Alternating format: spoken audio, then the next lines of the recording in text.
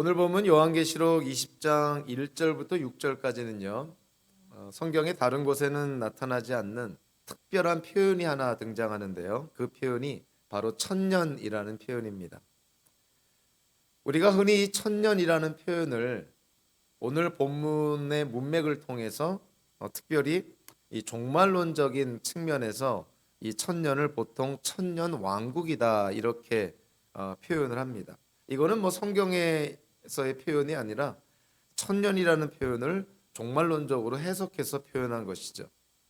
그래서 이 천년 또는 이 천년 왕국과 관련돼서 현대 기독교계에서 수용하고 있는 정통 종말론적인 교리로 수용하고 있는 세 가지 종말론이 있습니다. 그 세 가지 종말론이요. 전천년설, 그리고 후천년설, 무천년설이라고 우리가 이름을 짓고 있는데요. 말 그대로 천년이라는 단어를 중심으로 해서 세 가지 종말론이 나옵니다. 전천년설은 이 문자 그대로 천년 전에, 천년 왕국 전에 예수님께서 재림하신다는 이론이고요. 후천년설은 천년 왕국이 끝난 뒤에 예수님이 재림하신다는 그런 종말론이고, 무천년설은 천년이라는 왕국이 존재하지 않는다는 그러한 종말론적 이론입니다. 그래서 이 요한계시록 20장에 나오는 이 천년이라는 기간을 종말론적으로 천년 왕국으로 해석을 할 때 이 천년이라는 기간을 문자적으로 해석할 것인가 상징적으로 해석할 것인가에 따라서 종말론이 달라지는 것이죠. 이 천년을 문자적으로 말 그대로 천년이라는 그 기간이라고 이해를 한다면 전천년설이나 후천년설의 종말론을 따르게 되는 것이고요. 그러나 이 천년이라는 기간을 문자적인 해석이 아니라 상징적으로 해석하면 천년 왕국이라는 것은 사실 존재하지 않는다는 그러한 무천년설이라는 종말론적인 이해로 귀착이 되는 것이죠. 사실 기독교계에서 수용하고 있는 이 세 가지 종말론은요, 시대와 역사 속에서 정말 변천을 거듭합니다. 즉 어떤 때는 어떠한 특정한 종말론이 주류를 이루기도 하고요, 또 어떠한 때는 상황적으로 또 다른 종말론이 또 대세를 이루기도 했던 것이죠. 한마디로 전천년설은, 즉 천년왕국 전에 예수님이 재림한다는 전천년설은 어떠한 특징으로 표현되냐면 비관적인 종말론이다. 즉 우리가 살고 있는 이 세상을 비관적으로 바라보고 있다 해서 비관적 종말론으로 그렇게 묘사하고요. 그와는 대척점에 서 있는 것이 후천년설인데, 이 후천년설은 낙관적인 종말론으로 그렇게 이해를 합니다. 그리고 무천년설은 현실적인, 리얼리스틱한, 낭만적이지도 않고 비관적이지도 않는 현실적인 종말론으로 그렇게 이해를 합니다. 자, 기독교의 역사를 한번 돌아보면요, 시대마다 그 시대의 대세가 됐던, 그 시대를 주도했던 종말론이 존재했다는 것을 우리가 보게 되는데요. 초대교회 때에는 교부들을 중심으로 전천년설이 주류를 이루었습니다. 아무래도 시대가 로마 시대고 또 눈앞에 보이는 현실이 비관적이어서 당연히 비관적인 종말론인 전천년설이 주류를 이루었던 것이죠. 자, 그러다가 종교개혁 시대로 접어들게 되면, 자, 어거스틴을 지나서 루터와 칼빈을 통해서 무천년설이 주류를 이루게 됩니다. 즉 천년왕국이라는, 즉 천년이라는 기간을 문자적으로 이해하는 것이 무리가 있기 때문에 그거를 상징적으로 이해하는 것이 옳다는 것. 그래서 무천년설이 종교개혁 때에는 주류를 이루었고요. 자, 그러다가 기독교 역사 속에서는 영적 대부흥 시대, 그리고 세계 역사 속에서는 계몽 시대가 이르렀을 때 기독교계에서뿐만이 아니고 세상을 바라보는 시각이 굉장히 낙관적으로, 더 나아가서 낭만적인 시각을 갖게 됩니다. 그러다 보니까 종말론도 낙관적인 종말론을 갖게 되겠죠. 그래서 그 당시 1, 2차 영적 대각성 시대라든가 계몽 시대 때 세상을, 기독교계를 주도했던 종말론이 낙관적인 종말론이었던 후천년설이었던 것이죠. 그리고 1, 2차 세계대전, 그리고 한국 기독교 역사 속에서 일제시대, 즉 세계가 어려울 때, 세계가 환란 가운데 있고 어려움에 처했던 그때는 여지없이 비관적인 종말론이었던 전천년설이 또 주류를 이루게 됩니다. 그래서 지금은 현대적으로는요, 사실 이 전천년설과 무천년설이 지금 같이 대두되는 입장인데, 제가 보는 판단으로는 다시금 무천년설로 회귀하는 그런 경향 속에 있다고 저는 판단이 됩니다. 저나 여러분들이나 우리의 인생을 경험하고 우리가 살고 있는 세대의 환경에서 우리가 자유로울 수 없었던 것처럼 기독교계에서 수용하고 있는 정통 종말론에 대한 교리도요, 시대와 문화와 상황과 환경에서 자유로울 수가 없었던 것이죠.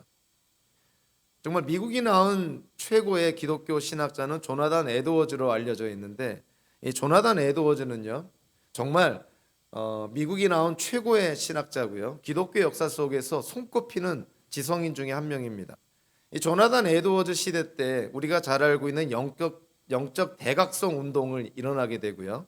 그리고 조나단 에드워즈는 실제로 지역적으로나 또는 좀 더 대규모적으로 영적 대각성 운동을 경험하게 되고 주도하게 됩니다.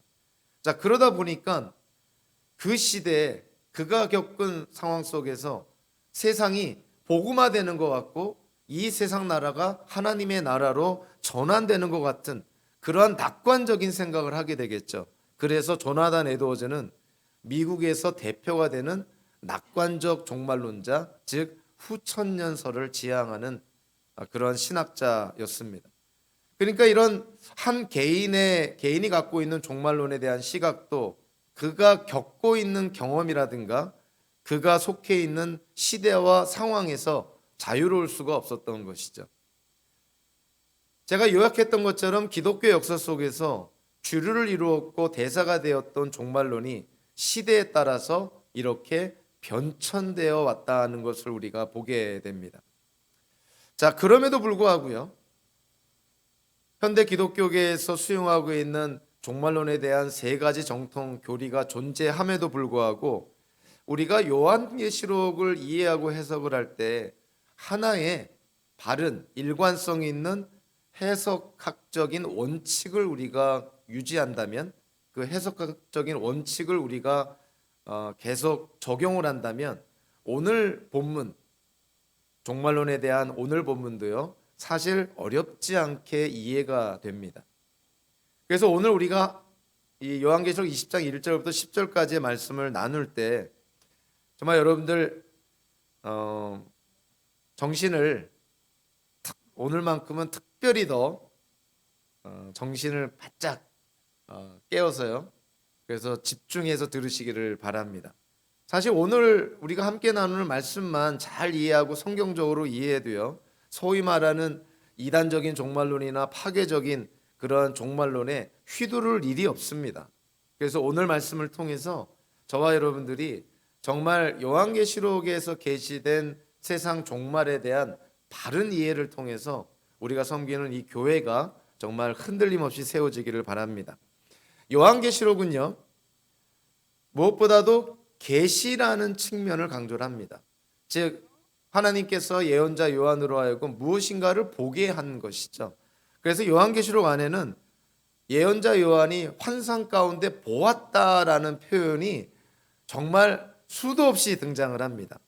요한계시록 20장과 21장도요, 큰 내용의 단락을 나누는 첫 번째 표현이 그리고 나는 보았다라는 표현이에요.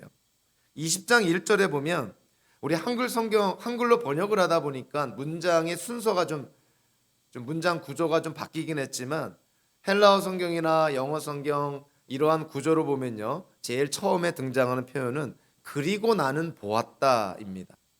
그래서 20장 1절에서 오늘 본문 시작 1절이 예언자 요한이 보았다는 것으로부터 시작을 합니다. 환상을 보았다는 것이죠. 그리고 4절에서도 또 그리고 나는 보았다입니다. 그리고 11절에서도 그리고 나는 보았다. 그리고 21장 1절에서도 그리고 나는 보았다. 즉 요한계시록은 하나님께서 예언자 요한에게 보여준 계시된 환상을 기록한 것이 요한계시록이었던 것이죠. 자, 그래서 오늘 본문 1절부터 3절까지를 보면, 자, 먼저 예언자 요한이 목격하고 보았던 것을 묘사를 합니다.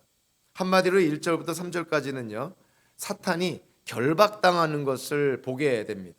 환상 가운데 용으로, 사탄을 상징하는 용으로 보여지는 그 사탄이 결박되는 것을 예언자 요한이 목격하게 되는 것이죠. 1절에 보니까 나는 또 한 천사가 아비소스의 열쇠와 큰 사슬을 손에 들고 하늘에서 내려오는 것을 보았습니다. 요한계시록에서 아비소스는요, 사탄과 그를 따르는 타락한 천사들이 갇혀 있는 감옥을 의미합니다. 이거는 그냥 어떤 집이나 무슨 동굴 이런 게 아니라 감옥이라고 생각하시면 돼요. 그러니까 사탄과 그 악한 영들이 갇혀 있는 감옥, 그것이 요한계시록에서의 아비소스가 가리키는 것이죠. 예언자 요한이 천사가 이 아비소스 그 감옥을 여는, 그 감옥을 닫는 그 열쇠를 가지고 하늘에서 내려오는 것을 보았고요. 그리고 2절에 보니까 또 어떠한 것을 목격하게 되냐면, 2절에 그 용, 악마, 사탄, 그 옛뱀을 붙잡아서 결박하는 장면을 보게 됩니다. 사실 2절 후반부에 헬라어 성경대로 번역을 하면, 그 한글 성경에서는 2절과 3절에서 그 순서를 좀 바꿨지만요, 헬라어 성경에 나와 있는 순서대로 번역을 하면 2절 후반부를 이렇게 해석을 해야 됩니다. 그 옛뱀을 붙잡아 1000년 동안 결박하여. 이 1000년 동안이라는 표현을 3절이 아니라 사실은 2절 후반부에서 해석하는 것이 사실은 맞는 것이죠. 그래서 2절 후반부는 그 옛뱀을 붙잡아 1000년 동안 결박했다는 것입니다. 자, 여기서 사탄에 대한 묘사가 나오죠. 용이라는 표현, 악마라는 표현, 그리고 옛뱀이라는 표현이 나오죠. 요한계시록 12장에서 이미 사탄을 용이라고 표현을 했습니다. 그 옛뱀이라는 것은 무엇을 가리킬까요? 네, 창세기 3장에서 나오는 선악과 사건에서 아담과 하와를 유혹한 뱀으로 위장한 사탄, 즉 뱀으로 위장한 그 옛뱀, 결국 사탄을 가리키는 것이죠. 헬라어로 악마라는 표현은 이거는 고소하는 자, 조롱하는 자라는 뜻입니다. 그래서 사탄의 본질적인 속성 가운데 하나가 뭐냐면은 조롱하는 자요, 고소하는 자라는 뜻을 갖고 있는 것이죠. 예언자 요한의 환상 가운데 한 천사가 하늘로부터 사탄과 그를 따르는 악한 영들을 가두는 아비소스의 감옥의 열쇠를 가지고 내려와서 사탄을 붙잡아서 1000년 동안 결박했다라는 것이에요. 3절에 보면 좀 더 자세하게 묘사가 나오죠. 사탄을 결박해서 1000년 동안 결박을 해서 그 감옥을 완전히 가두어 버리고 봉해 버렸다는 거예요. 그러니까 사탄이 절대 빠져나오지 못하도록 봉해 버렸다. 그것이 1000년이라는 기간 동안 그랬다는 것이에요. 그리고 3절 후반부에는 뭔가 우리에게 여운을 주는 표현이 있는데, 사탄이 그 뒤에, 즉 1000년이 끝난 뒤에 잠시 동안 풀려나오게 되었다. 이 표현은 나중에 7절부터 10절까지 내용과 연결이 되는데요. 자, 우리가 여기서 정말 성경을 좀 바르게 바라봐야 될 것은, 자, 여기서 예언자 요한이 목격한 것을 과연 문자적으로 이해할 수 있느냐 하는 것이에요. 사탄이라는 영적인 존재를 뭐 감옥에 가둘 수가 있습니까? 그리고 뭐 열쇠로 아비소스, 그 사탄과 그 악한 영들을 가두는 감옥 같은 그 아비소스를 열쇠로 가두고 닫고, 그리고 사탄이 그 아비소스 안에 1000년 동안 감금되어 있었다. 그 옥에 가둬 있었다. 이거를 과연 문자적으로 이해할 수 있느냐 하는 것이에요. 일단 사탄이 영적인 존재인데 그 영적인 존재를 이렇게 물리적인 묘사로 과연 이해할 수 있겠느냐 하는 것이에요. 1절부터 3절까지의 내용을 문자적으로 이해한다는 것 자체가 말이 안 되고요. 만약에 1절부터 3절을 문자적으로 이해하면 이거는 정말 만화 같은 장면에 지나지 않습니다. 그래서 1절부터 3절은 문자적으로 이해할 것이 아니라 예언자 요한의 환상 가운데 보는 것이 우리에게 주는 메시지를 이해를 해야 되는 것이죠. 즉, 이 환상이 보여주는 참 뜻이 무엇이냐 하는 것이에요. 그것은 사탄이 예수님의 사역으로 말미암아 무력화되고 패배하게 되었다는 것을 우리에게 보여주는 묘사입니다. 사탄이 예수 그리스도로 말미암아 무력화되고 패배하였으니 머리가 부서지는, 즉 창세기 3장 15절에 나오는 원복음처럼 여자의 후손 예수님에 의해서 뱀의 머리, 사탄의 머리가 부서졌다는 것이죠. 꿈틀거리기는 하지만 힘을 발휘하지 못하는 그러한 지경에 이르렀다는 것이에요. 그거를 3절에서는 민족들을 미혹하지 못하게 되었다, 이렇게 묘사를 합니다. 그러니까 사탄이 그의 힘을 잃어버렸다는 것이고 머리가 부서진 뱀처럼 그렇게 버둥거리고 있다는 것이죠. 그래서 여기서 나오는 그 천년, 그래서 이 천년도 문자적으로 이해하면 안 되는 것입니다. 1절부터 3절까지 전체 내용을 우리가 상징적으로 이해를 해야 되는 것처럼 1절부터 3절까지 등장하는 천년이라는 이 표현도 문자적인 이해가 아니라 상징적으로 이해를 해야 되는 것이죠. 결론적으로 말하면요, 이 요한계시록 20장에서 나오는 이 천년이라는 기간은 쉽게 말하면 예수님의 초림과 재림 사이에 그 전체 기간을 가리키는 것을 천년이라고 묘사를 한 것입니다. 우리가 다시 한번 요한계시록을 이해를 할 때, 요한계시록은 물론 하나님의 계시가 기록된 것이긴 하지만 문학적으로 보면요, 묵시문학이라 그랬습니다. 이 묵시문학의 특징이 뭐냐면은 시간과 공간의 초월성이 있는 것이죠. 우리가 살고 있는 이 세상, 우리가 지나가고 있는 이 시간에 국한된 것이 아니라 공간도 초월하고 시간도 초월하는 그러한 측면이 묵시문학의 하나의 특징이라는 것이에요. 그래서 묵시문학이 발전됐을 때는 그 당시 상황이 굉장히 어려울 때입니다. 특히 기독교 역사 속에서 박해를 받고 환난을 당하고 순교의 위협 속에 있을 때, 그때 묵시문학이 많이 발전했던 것이죠. 요한계시록도 그러한 배경하에서, 그러한 상황하에서 요한계시록이 쓰여지게 됩니다. 도미티아누스 황제 때 기독교가 박해를 당할 때 이 묵시문학의 이 요한계시록이 쓰여진 것이죠. 그래서 요한계시록 안에는 일반인들이나 비기독교인들이 봤을 때는, 그 당시 초대교회 기독교인들을 제외한 사람들이 봤을 때는 알 수 없는 그러한 묘사들이 많이 나옵니다.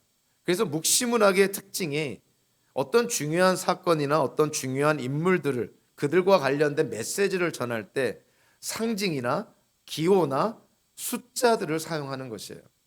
그래서 요한계시록 안에는 기호와 상징과 숫자들이 많이 등장을 합니다. 약간 비밀스럽게 묘사를 한 것이죠. 알만한 사람은 알지만 보통 사람은 알 수 없도록 그렇게 어려움 가운데 중요한 메시지를 전하는 묵시문학적으로 요한계시록이 쓰여진 것이죠. 그래서 요한계시록에 나오는 모든 숫자들은요, 결론적으로 얘기하면 상징적으로 이해를 해야 됩니다. 그것이 묵시문학적으로 요한계시록을 이해하는 것이에요. 심지어 요한계시록 2장과 3장에 나오는 소아시아 7교회에 보내는 예수님의 메시지도요, 물론 그 당시 소아시아 지역에 7교회가 문자적으로 존재했지만 그럼에도 불구하고 7교회가 궁극적으로 가리키는 것은 7이라는 숫자가 완성을 가리키기 때문에 그 7교회에 보내는 메시지는 결국은 모든 교회에 보내는 메시지라는 것이에요. 심지어 7교회에 보내는 메시지조차도 그 7이라는 숫자를 상징적으로 우리가 이해할 필요가 있는데요, 하물며 요한계시록에 나오는 모든 숫자들은 절대로 문자적으로 이해해서는 안 되는 것입니다. 묵시문학적으로 쓰여진 요한계시록의 취지와 맞지가 않는 것이에요. 그래서 아직도 해석의 어려움을 우리가 겪는 이유가 뭐냐면, 요한계시록에 나오는 숫자에 대한 정말 명확한 의미와 해석을 하기가 어려운 부분들이 있기 때문에 요한계시록이 어려울 수 있습니다. 자, 그럼에도 불구하고요, 시간을 가리키는 많은 숫자들이 우리가 지금 오늘 본문에 이르기까지 많이 등장을 합니다. 근데 그 모든 숫자, 그 모든 시간들을 가리키는 숫자들이요, 사실은 똑같은 의미를 담고 있습니다. 교회가 핍박을 당할 때 3년 반이라는 표현을 썼죠. 그거를 다니엘서에서 인용을 해서 한때 두때 반때라는 그런 표현을 쓰면서 3년 반이라는 표현을 씁니다. 그 3년 반을 42달로 묘사하기도 하고요. 또 1260일로 묘사하기도 합니다. 요한계시록에서 3년 반, 42달, 1260일은 사실은 같은 기간이에요. 그게 어떤 기간이냐면 교회가 이 세상에서 고난을 당하는 기간입니다. 교회가 언제 고난을 당하나요? 예수님이 부활 승천하신 이후로부터 예수님이 재림할 때까지 그 기간이에요. 그거를 좀 더 일반적으로 말하면 예수님의 초림과 재림 그 사이의 기간을 바로 3년 반 1260일 42달로 묘사한 것입니다. 그런데 오늘 본문에서는 그 예수님의 초림과 재림 기간 그 사이 기간을 1000년으로 묘사한 것입니다. 그래서 이 1000년이라는 이 시간적인 표현은요, 앞에 나오는 요한계시록에 등장하는 한때 두때 반때, 즉 3년 반과 42달과 1260일과 같은 의미를 담고 있는 것이에요. 그래서 요한계시록이 거듭 얘기하지만 묵시문학적으로 쓰여졌기 때문에 이와 같이 좀 비밀스러운 숫자를 사용함으로 말미암아 중요한 메시지를 지금 전하고 있는 것이죠. 또 하나 우리가 눈여겨봐야 될 것은 예언자 요한이 3년 반이라는 기간을 쓸 때는 교회가 핍박당하는 그 기간을 묘사할 때 3년 반이라는 묘사를 썼고요. 대신에 교회가 예수님과 함께 세상을 다스린다는 1000년 동안 다스린다는 표현을 할 때는 1000년이라는 기간을 사용을 합니다. 자, 똑같은 기간을 왜 1000년, 3년 반으로 다르게 묘사를 했을까요? 교회가 핍박을 받는 것은 3년 반이라는 짧은 시간적인 표현을 썼고요. 그러나 교회가 통치한다는 그러한 의미를 나타낼 때는 1000년이라는 훨씬 긴 시간을 묘사합니다.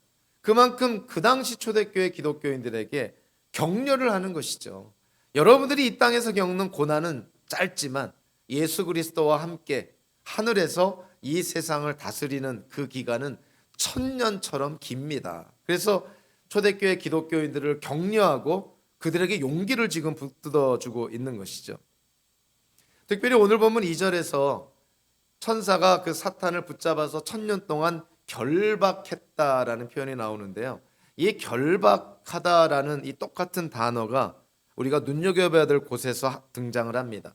그것이 마태복음서 12장 29절에서 등장을 하는데, 예수님이 귀신을 쫓아냈을 때 유대인들이, 바리새인들이 예수님이 바알세불, 즉 사탄의 힘을 빌어서 귀신을 쫓아낸다고 그렇게 예수님을 비난을 합니다.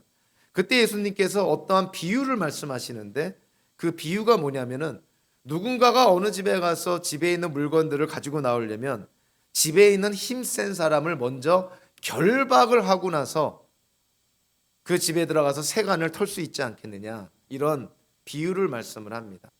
거기서 물론 힘센 사람은 사탄을 상징하는 것인데요, 예수님께서 이 땅에 오셔서 사탄에게 지금 눌림을 당하고 사탄에게 지금 조종을 당하고 사탄에게 좌우되고 있는 사람들을 해방시키기 위해서 사탄을 결박한다는 것이에요. 그래서 마태복음서 12장 29절에서 예수님이 비유적으로 이렇게 말씀합니다. 사람이 먼저 힘센 사람을 묶어놓지 않고서 어떻게 그 사람의 집에 들어가서 세간을 털어갈 수 있느냐. 여기서 묶다 또는 묶어놓다, 이 단어가 오늘 본문에서 결박하다는 단어와 똑같은 단어입니다. 그리고 문맥적으로도 같은 것이에요. 천사가 사탄을 결박하다는 것과 예수님이 비유 가운데 힘센 사람을 묶어놓는다는 것과 문맥적으로도 같은 의미가 있는 것이죠. 사탄을 묶어놓는다는 것이에요. 자, 그러면 언제 사탄이 묶임을 당하고 결박을 당하나요? 이 마태복음서의 내용을 통해서 우리가 깨달을 수 있는 것은 예수님이 이 땅에 오심으로 말미암아, 복음이 이제 이 세상에서 전파됨으로 말미암아 사탄은 묶임을 당하게 되었다는 것이에요. 그래서 오늘 본문에서 천사가 1000년 동안 이 사탄을 결박했다라는 것은 예수님의 재림 이후에 일어나는 일이 아니라 예수님의 초림과 복음이 증거됨으로 말미암아 이미 일어나고 있는 현상이라는 것이죠. 그러니까 우리 세대, 우리가 살고 있는 이 세상에서 이미 사탄은 결박되어 있다는 것이에요. 그래서 하나님의 나라가 세워지고 하나님의 나라가 전진하는데 이 사탄이 또는 사탄이 다스리는 감옥을 표현하든 어떤 성문을 표현하든 간에 이 사탄이 막지를 못한다는 것이죠. 그래서 하나님의 나라는 이 땅에 임했고 하나님의 나라는 세워질 것이고 결국 하나님의 나라는 완성될 것이라는 것입니다. 예수님의 초림과 재림 사이의 기간을 1000년이라고 묘사를 해서 그 1000년의 기간 동안에 사탄이 결박을 당하게 되고요. 그리고 사탄이 결박을 당하기 때문에 이 땅에서는 하나님의 나라가 세워집니다. 그러니까 교회가 핍박을 받는 것 같지만, 교회가 어려움을 당하는 것 같지만, 교회 복음을 증거하는 것이 제지당하는 것 같지만, 사실 그런 와중에도, 그러한 어려움 중에도 복음은 전파되고 있고 하나님의 나라는 세워지고 있다는 것이에요. 이 땅에서 하나님의 나라가 세워지는 그러한 똑같은 기간, 그 1000년의 기간 동안에 하늘에서는 무슨 일이 일어나고 있을까요? 똑같이 1000년이라는 기간을 언급을 하면서 1절부터 3절에서는 이 땅에서 하나님의 나라가 어떻게 세워지는지 그거를 우리에게 제시하고 있다면 4절부터 6절까지는 그 1000년의 기간 동안에 하늘에서 무슨 일이 벌어지고 있는지를 우리에게 묘사를 합니다. 그래서 4절의 시작이 예언자 요한이 똑같이 이렇게 시작하지 않나요? 그리고 나는 보았다. 하늘에서 일어나는 일들을 지금 보았다는 것이에요. 자, 하늘에는 어떠한 일들이 벌어지고 있을까요? 똑같은 1000년이라는 기간 동안, 즉 예수님의 초림과 재림, 그 1000년이 상징하는 그 기간 동안에 하늘에서는 무슨 일이 벌어지고 있을까요? 그것이 4절부터 6절까지의 내용입니다.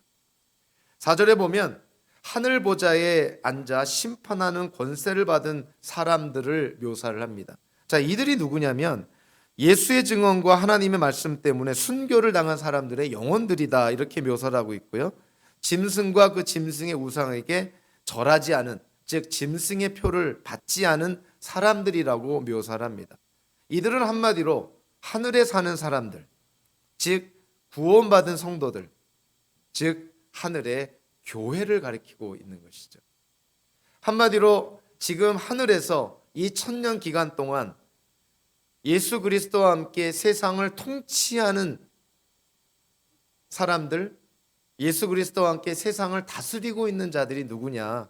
하늘에 사는 사람들, 구원받은 성도들, 하늘의 교회라고 지금 말하고 있습니다.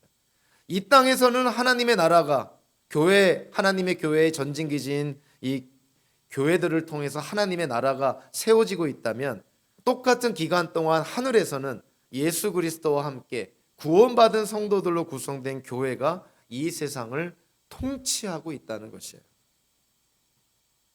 5절에서는 하늘에 사는 사람들, 구원받은 성도들과 대척점에 있는 사람들을 묘사하죠. 자, 그들을 뭐라고 묘사하냐면 그 나머지 죽은 사람들, 이렇게 묘사를 합니다. 자, 그들은 죽은 사람들이다, 이렇게 묘사합니다. 영적으로 죽은 사람들. 그들은 이 1000년이라는 기간이 끝날 때까지 살아나지 못할 것이다. 그래서 첫째 부활이라는 표현을 쓰는데, 이 첫째 부활을 마찬가지로 요한계시록 20장에서 언급된 이 첫째 부활을요, 이거를 문자적으로 이해하는 것은 정말 요한계시록을 해석학적인 원칙으로 보면은 잘못된 해석입니다. 여기서 말하는 첫째 부활은 당연히 영적으로 상징적으로 이해를 해야 되는 것이죠. 자, 누가 첫째 부활을 경험합니까? 누가 첫째 부활을 하여서 예수 그리스도와 함께 1000년의 기간 동안 이 세상을 통치하나요? 그 구원받은 성도들이에요. 예수 그리스도를 믿음으로 말미암아, 다시 말하면 성령을 통해서 다시 태어났을 때, 중생했을 때, 죽어있던 영이 살아있는 영으로 되었을 때, 죽어있는 자가 생명을 가진 자로 다시 태어났을 때, 자, 그것을 첫째 부활이라고 묘사를 합니다. 그래서 오늘 본문에서 첫째 부활은 누가 경험하는 거냐면 구원받은 성도들이 경험하는 것이 바로 이 첫째 부활인 것이에요. 자, 그들이 영적으로 부활하여서 죽어 있다가 죽은 그들의 영혼이 예수 그리스도로 말미암아 영적으로 부활하여서 지금 하늘에서 예수 그리스도와 함께 천년이라고 상징하는 기간 동안 이 세상을 통치하고 있다는 것이죠. 거듭 나오는 거지만 요한계시록에서는 두 부류의 사람들만 등장합니다. 첫째 부류의 사람은 한마디로 표현하면 땅 위에 사는 사람들. 그들은 요한계시록에서 또 어떻게 묘사하고 있냐면 창세 때로부터 생명책에 이름이 적혀 있지 않은 사람들. 즉 땅 위에 사는 사람들이라는 것은 생명책에 이름이 적혀 있지 않은 구원받지 못한 사람들이라는 뜻이에요. 결국 하나님의 징계를 받을 수밖에 없는 사람들. 좀 더 직설적으로 말하면 본질적으로 사탄에게 속한 사람들을 가리킬 때 땅 위에 사는 사람들이다, 이렇게 묘사를 합니다. 그와는 반대로요, 하늘에 사는 사람들이라는 또 다른 부류가 있죠. 하늘에 사는 사람들 누굴까요? 우리 이제 요한계시록 21장 이후로 등장하는 새 예루살렘에 해당되는 구원받은 성도들, 즉 하늘의 교회에 속한 사람들, 그들을 하늘에 사는 사람들이다, 이렇게 묘사를 합니다. 오늘 본문에서는 자, 그들이 예수님 때문에, 복음 때문에 순교를 당한 사람들의 영혼들이라고 묘사하고 있고, 그들이 짐승이나 짐승의 우상들에게 절하지 않고 이마와 손에 짐승의 표를 받지 않은 사람들이라고 묘사를 합니다. 이들이야말로 구원받은 성도들이라는 것이죠. 언어적으로 보면요, 우리가 또 눈여겨봐야 될 것이 땅 위에 사는 사람들을 묘사할 때 쓰여진 살다라는 단어와 하늘에 사는 사람들을 묘사할 때 사용된 살다라는 단어가 다릅니다. 그러니까 요한계시록 안에서 이와 같이 다른 단어를 사용함으로 말미암아 두 부류를 명확하게 구분을 합니다. 땅 위에 사는 사람들을 묘사할 때는요, 카토이케오라는 헬라어 동사를 사용하는데, 하늘에 사는 사람들을 묘사할 때는 스케노라는 다른 단어를 사용합니다. 물론 두 단어가 살다라는 의미예요. 그런데 하늘에 사는 사람들을 묘사할 때 사용된 이 스케노라는 단어는 성경에서 주로 언제 사용하냐면 하나님의 임재를 묘사할 때 주로 사용되는 단어입니다. 예수님께서 우리 가운데 거하셨다.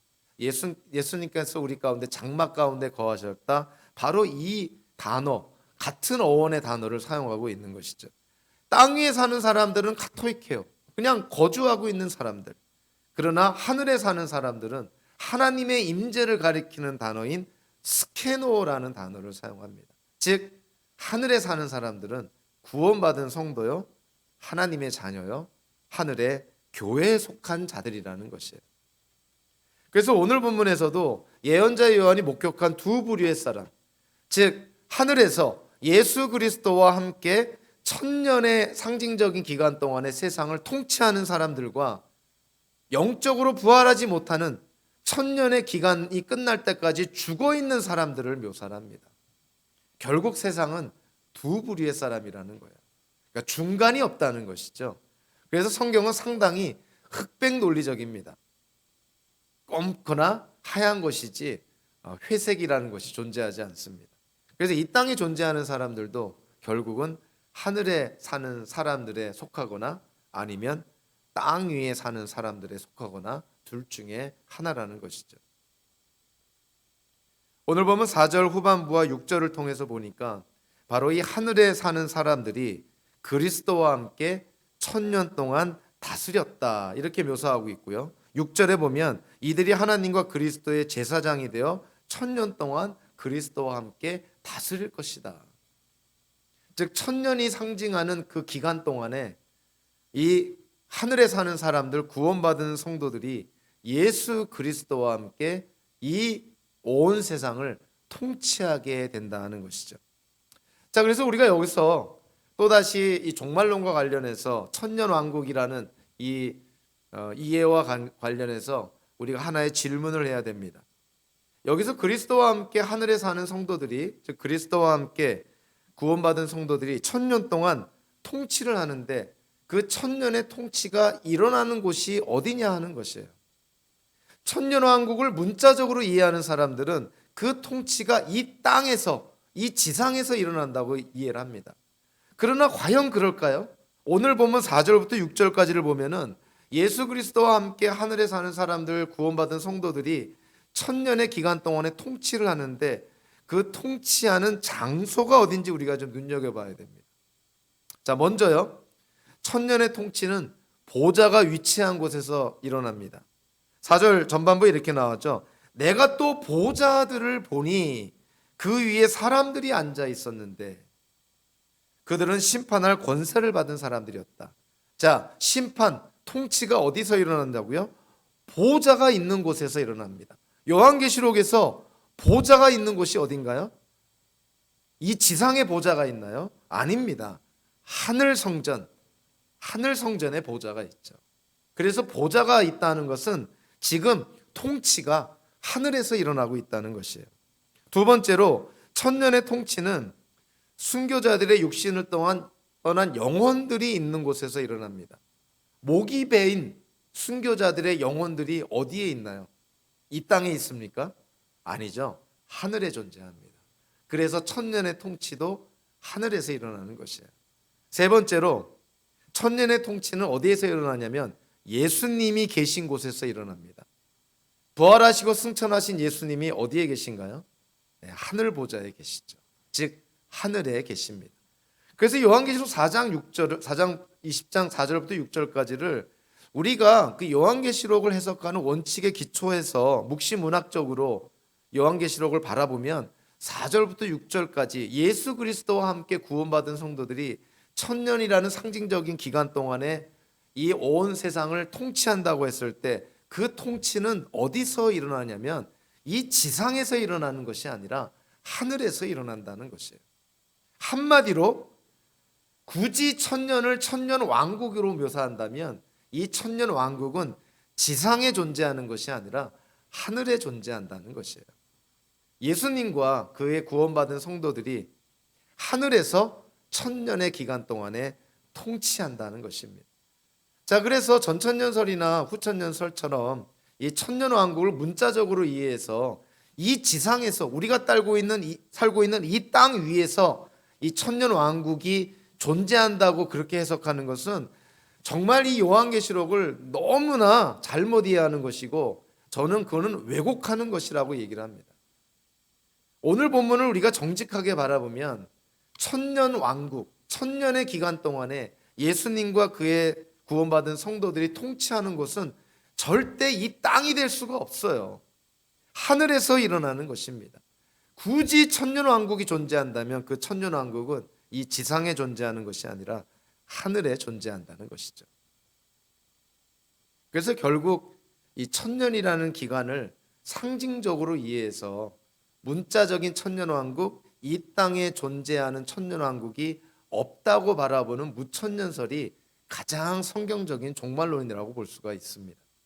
그래서 개혁주의 신학과 또 개혁주의적인 그런 신학을 견지하는 그런 교단이나 교회, 그런 교리적인 측면을 보면요, 뭐 웨스트민스터 신앙고백과 대소요리 문답도 마찬가지인데요, 다 무천년설에 기초한 그런 종말론에 기초를 합니다. 즉 문자적인 천년왕국, 이 지상에 존재하는 천년왕국은 없다는 것이죠. 이제 오늘 보면 7절부터 10절까지를 넘어가게 되는데요, 천년이라는 상징적인 기간이 끝날 때 일어나는 일에 대해서 언급을 합니다. 오늘 보면 3절에 이미 좀 오픈돼 있죠. 3절에 뭐라고 나와 있습니까? 사탄은 그 뒤에, 즉 천년이 끝날 때쯤에 잠시 동안 풀려나게 되어 있습니다. 자, 사탄이 풀려나서 뭘 할까요? 그것이 7절부터 나와 있어요. 사탄이 풀려나서, 옥에서 풀려나서 8절부터 9절 전반부까지를 보니까 땅의 사방에 있는 민족들, 에스겔서 38장과 39장에 나와 있는 곡과 마곡이라는 그 용어들을 인용을 하면서 이 사탄이 천년이 끝난 세상 종말이 가까웠을 때 예수님의 재림을 목전에 두고 이 사탄이 아비소스에서 풀려나서 땅에 있는 모든 민족들을 다 미혹하고 그들을 충동질해서 군대를 모은다는 것이에요. 그래서 군대를 모아서 누구와 싸운다는 것이에요? 오늘 9절에 보니까 성도들의 진과 하나님께서 사랑하시는 도시. 결국 성도들의 진, 하나님께서 사랑하시는 도시는 무엇을 가리킬까요? 그거는 교회를 가리킵니다. 결국 사탄이 마지막 때 짧은 시간 동안 다시 활동을 재개하는데, 그때 하나님을 대적하는 모든 민족들을 충동질하고 미혹해서 그들로부터 큰 군대를 형성해서 교회를 대적하고 교회를 공격한다는 것이에요. 그래서 마지막 때 예수님께서 재림하시기 직전 그 마지막 때에는 정말 큰 환란이 있다는 것을 우리는 오늘의 본문을 통해서 다시 한번 이해하게 됩니다.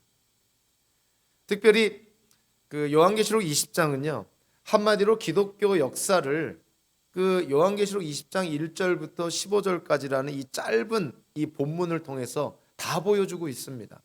자, 기독교 역사는 어떻게 시작이 될까요? 예수님의 이 땅에 오심으로부터 시작을 하겠죠. 그럼 기독교 역사는 어떻게 끝나나요? 예수님의 다시 오심, 예수님의 재림으로 끝나지 않겠습니까? 그거를 요한계시록 20장에서 그냥 모든 거를 파노라마처럼 다 보여줍니다. 천년이라는 기간을 우리가 어떻게 이해했습니까? 이거는 복음 시대예요. 예수님의 초림과 재림 사이의 기간, 즉 복음이 증거되는 시간, 교회가 세워지는 시간, 하나님의 나라가 세워지는 기간, 우리가 살고 있는 지금 이 시대도 포함이 되고 있는 것이죠. 천년이라는 기간, 42달, 1260일, 한때 두때 반때, 3년 반, 요한계시록에서 다 이 시간적인 표현은요, 바로 이 복음 시대를 가리킵니다. 우리가 살고 있는 이 복음 시대. 자, 그런데 오늘 보면 20장 7절부터 이제 그 9절 전반부까지 최후의 전쟁에 대해서 언급을 합니다. 세상 종말이 가까웠을 때 사탄이 아비소스에서 풀려나서 그의 군대를 조직하여서 교회를 대적합니다. 마지막 전쟁이 일어나는 것이죠. 요한계시록 11장에서는 이 기간을 3일 반이라는 표현을 씁니다. 이 3일 반 동안 교회가 핍박을 당하게 된다는 것이죠. 심지어는 교회가 죽임을 당하게 된다는 그런 묘사까지 요한계시록 11장에서는 언급을 합니다. 마지막 때가 가까웠을 때 아비소스에서 풀려난 사탄으로 말미암아 형성된 그 악한 군대들에 의해서 교회가 공격을 당하고 교회가 핍박을 당하게 되죠. 근데 그 마지막 전쟁, 최후의 전쟁을 요한계시록 16장 14절과 16절에서는 뭐라고 묘사하고 있냐면 아마겟돈 전쟁이라고 묘사를 합니다. 자, 그러니까 요한계시록 11장에서 묘사가 됐고요. 또 요한계시록 16장에서도 묘사가 됩니다. 그리고 오늘 본문에서도 또 반복되이 묘사가 되는 것이죠. 요한계시록은 시간순으로 쓰여진 것이 아니라 세상 종말에 일어날 일들을 그때그때마다 강조하기 위해서 세상 끝날에 일어날 일들을 그렇게 묘사를 합니다. 그러니까 세상 종말에 일어날 마지막 전쟁도 요한계시록에서 지금 반복적으로 묘사가 되고 있는 것이죠. 복음 시대를 지나고 나서 세상 종말이 가까웠을 때 마지막 전쟁 아마겟돈 전쟁이 일어나게 되고, 그 아마겟돈 전쟁이 일어났을 때 이제 오늘 보면 9절 후반부부터 10절까지 그 아마겟돈 전쟁의 결과가 나옵니다. 이 결과는 한마디로 그 악한 군대들, 사탄이 구성한 군대들이 완전한 패배를 당하게 되고, 그로 말미암아 사탄까지도 하나님의 징계를 받게 된다는 그런 결론적인 내용을 다루고 있어요. 결국 하나님의 심판이 임한다는 것이죠. 그 하나님의 심판이 이제 다음 주에 우리가 나눌 11절부터 15절까지 예수님의 재림으로 말미암아 일어날 하나님의 마지막 심판으로 묘사가 됩니다.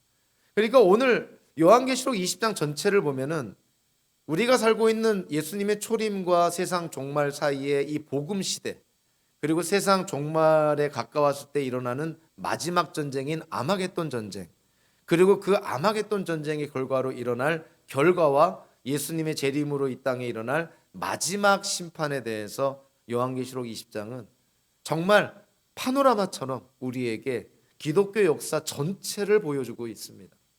그래서 요한계시록 20장만 정말 요한계시록의 그 해석학적인 원칙에 기초해서 바르게만 이해를 한다면 세계 역사, 그 기독교의 역사, 세상의 종말에 대해서 흔들릴 일이 없어요. 그냥 하나님의 말씀대로 계시된 대로 여러분들이 믿고 이해만 한다면 세상 종말의 그 혼란한 이론들, 정말 이루 말할 수 없는 파괴적이고 이단적인 종말론들, 그런 데에 휘둘릴 일이 없습니다. 오늘의 내용만 여러분들이 바르게 이해를 한다면 적어도 세상 종말에 대한 성경적인 바른 이해를 갖게 되는 것이죠. 다시 한번 강조하지만 이 요한계시록 16장과 19장과 20장에서 똑같은 전쟁이 반복적으로 묘사가 됩니다. 요한계시록 16장 14절에서 이렇게 말합니다. 그것은 전능하신 하나님의 큰 날에 일어날 전쟁에 대비하여 왕들을 모으려고 하는 것입니다 하면서 16절에서는 이것이 아마겟돈에서 일어난다. 그래서 아마겟돈 전쟁이라고 우리가 이해를 합니다. 요한계시록 19장 19절에서는 또 나는 짐승과 세상의 왕들과 그 군대들이 흰 말을 타신 분과 그의 군대에 대항해서 싸우려고 모여 있는 것을 보았습니다. 이것도 마지막 전쟁을 묘사하는 것이에요. 그리고 오늘 본문에서 8절에서 그리고 전쟁을 하려고 그들을 모을 것인데 이것도 같은 마지막 전쟁, 아마겟돈 전쟁을 의미하는 것이죠. 헬라어 성경을 참조해 보니까 언어적으로요. 16장 10절에서 14절에서 전쟁에 대비하여라는 표현을 했을 때 영어로는 더라는 정관사가 붙습니다. The battle. 그 전쟁. 이것이 그냥 일반적인 전쟁을 의미하는 것이 아니라 어떤 특정한 전쟁을 가리키고 있다는 것이에요. 요한계시록 19장 19절에서도 흰말을 타신 분과 그의 군대에 대항하여 싸우려고 이렇게 번역을 했지만 흰말을 타신 분과 그 군대에 대항하여 전쟁을 하려고 그 전쟁을 하려고 똑같은 정관사 더를 붙이면서 그 전쟁이라고 표현합니다. 오늘 보면 20장 8절에서도 그리고 전쟁을 하려고 이렇게 번역을 했지만 사실 헬라어 성경대로 번역하면 그리고 그 전쟁을 하려고 정관사 더가 붙어야 되는 것이에요. 그러면 요한계시록 16장 19장 또 오늘 본문 20장에서 언급하고 있는 그 전쟁, 하나의 특정한 전쟁, 그 전쟁은 무슨 전쟁을 가리킬까요? 그것이 마지막 전쟁이고 최후의 전쟁이고 아마겟돈 전쟁이라는 것이에요. 이 최후의 전쟁인 아마겟돈 전쟁의 결과로 오늘 본문 9절부터 10절까지를 보니까 결국 이제는 바빌론뿐만이 아니라 짐승과 거짓 예언자뿐만이 아니라 짐승의 표를 받은 그런 자들뿐만이 아니라 가장 악의 우두머리라 할 수 있는 사탄이 징계를 받고 지옥에 떨어지는 그러한 모습을 우리에게 그리고 있습니다. 예언자 요한을 통해서 특별히 오늘 말씀을 통해서 그 당시 초대교회 기독교인들에게 하나님께서 주시고자 하는 메시지가 과연 무엇일까요?